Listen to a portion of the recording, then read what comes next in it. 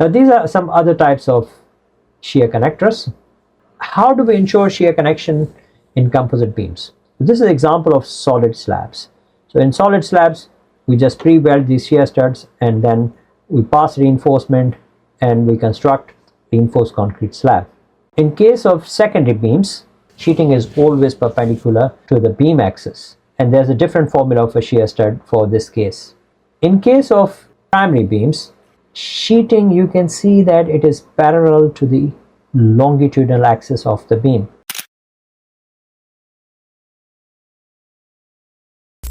Next question is, how can we ensure adequate shear connection in composite beams? This is very interesting. Again, very good question. In fact, we weld these shear studs through the decking to the top of the beam. This process ensures that there is sufficient shear transfer between slab and the beam. Obviously, this can't be perfect. It can't be 100%. So minimum is 40%.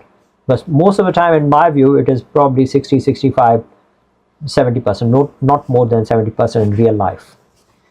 And then stud, decking and beam, they act as a single unit. Headed shear studs are most common ones. Typical diameter ranges from 19 to 22 millimeter and typical length ranges from 100 to 200. We bring these shear studs on site and then we have this weld collar, and then this is typical welding of these shear studs.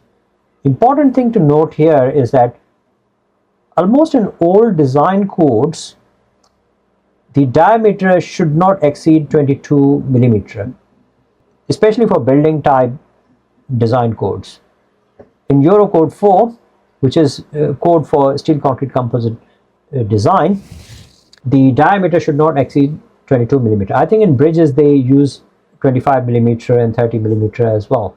But I'm not sure what design codes do they use.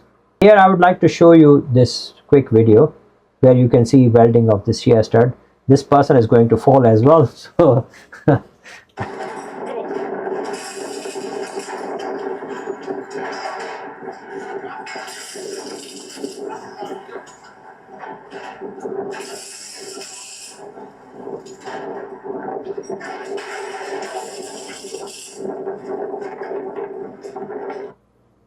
I think there was lots of wind over there. So this is how we weld these shear studs. Now once we have welded these shear studs, then how do we check them? Now this is absolutely crucial. You can see this person, this is holding a long steel rod.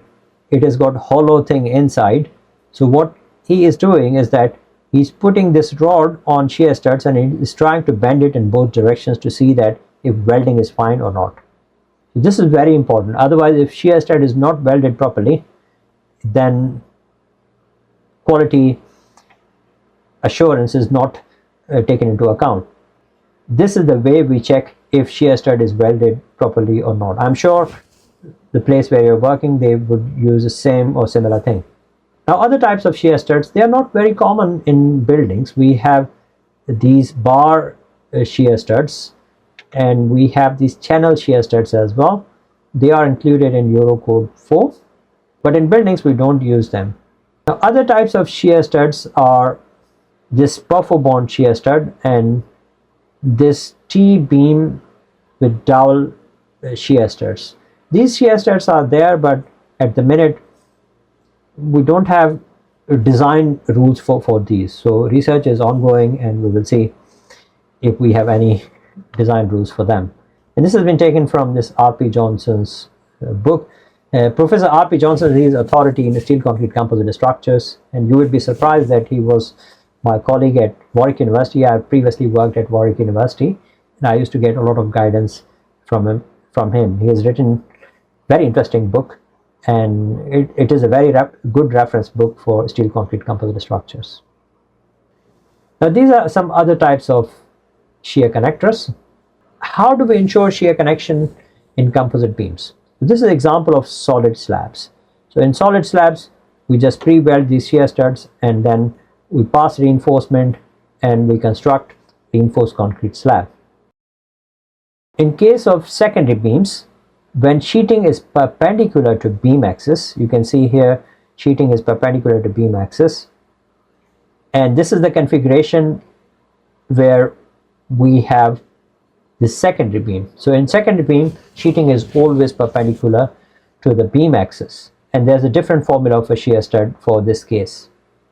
In case of primary beams, sheeting, you can see that it is parallel to the longitudinal axis of the beam.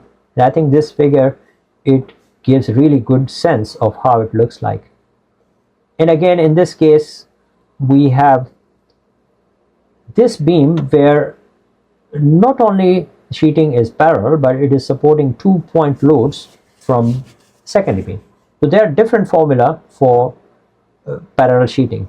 But in case of parallel sheeting, it's not necessary that you have shear connection, especially for internal beams. But for external, yes, obviously, but for internal beams, it's not necessary. But in case of secondary beams, 100% you will use shear connection. That brings me to question, what methods have you used or seen in practice to ensure reliable shear connection on site? I'd be interested to see your views. Put them down in comments. Is it possible to stop my screen for a minute? I want to have some water. And Mike. Yeah, sure. You can just respond to that question.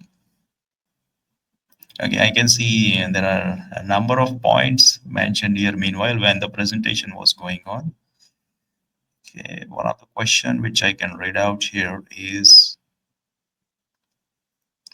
if the end of the composite beams are of different spans, how to use torsional moments in irregular shaped structures?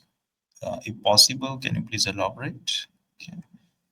Okay, I mean, how to tackle the torsion? What measures you suggest? Okay, and please explain shear planes and fatigue. Okay. I was just going through the few comments meanwhile. Yes, yeah. I think fatigue is issue in bridges. Fatigue is not taken into account in buildings. So there must be some provisions for fatigue. But I'm on top of my head, I don't have the exact formula. And the other question was that in torsional, Related to torsion, yeah.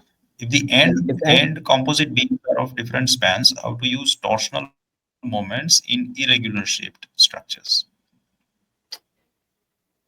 I think for irregular shaped structures, then analysis should be carried out in a different way. And in design codes, I don't think we have any direct formula for composite structures.